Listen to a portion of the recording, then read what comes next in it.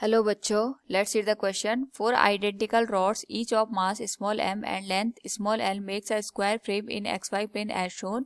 Calculate its moment of inertia about the x-axis. Now to answer this question, first we will discuss here the key concept, and here the key concept is moment of inertia, which is given as m into square of the perpendicular distance from the given axis of a given system. And साथ में हम यहाँ पे use करेंगे moment of inertia of a given rod about an axis passing through one end and perpendicular to it. It is given as ml square by 3. Now यहाँ पे suppose हमारे पास कोई रॉड है जिसका मास m है और लेंथ हमारे पास यहाँ पे l के बराबर दे रखी है. यहाँ पे कोई एक्सिस है इस तरीके से xy जो कि इसके एक एंड से पास हो रही है और साथ में यहाँ पे रॉड के परपेंडिकुलर है. तो यहाँ पे जो इसका मोमेंट ऑफ इनर्शिया आएगा it will be given as ml square by 3. तो यहाँ पे according to the question xy plane दे रखा है, it is given as x axis and it is given as y axis. और यहाँ पे चार रॉड दे रखी है, एक तो x एक्सिस में, दूसरी y एक्सिस में. We can draw it like this. Third one is parallel to the x axis and fourth one is parallel to the y axis. तो हम इनको नाम दे देते हैं. It is first rod, it is second, this one is third and this one is fourth. तो जो इस सिस्टम का मोमेंट ऑफ इनर्शिया हमें निकालना है वो x एक्सिस के करस्पॉन्डिंग निकालना है.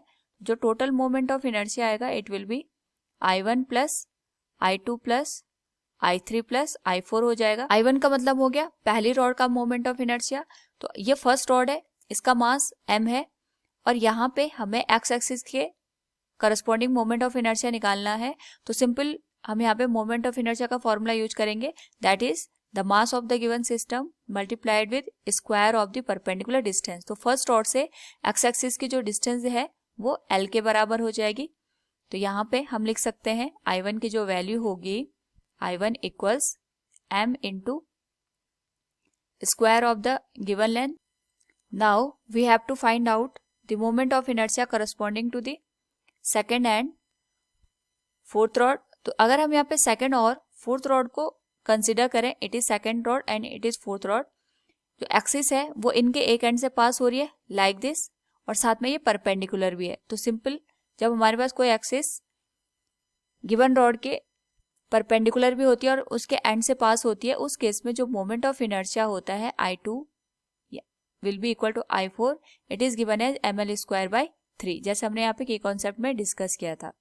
लास्ट जो हमारे पास थर्ड रॉड है, इसके करस्पॉन्डिंग मोमेंट ऑफ इनर्शिया 0 हो जाएगा क्योंकि जो थर्ड रॉड है ये हमने एक्स एक्सिस के करस्पॉन्डिंग रखी है, यानी इसी के अलोंग है.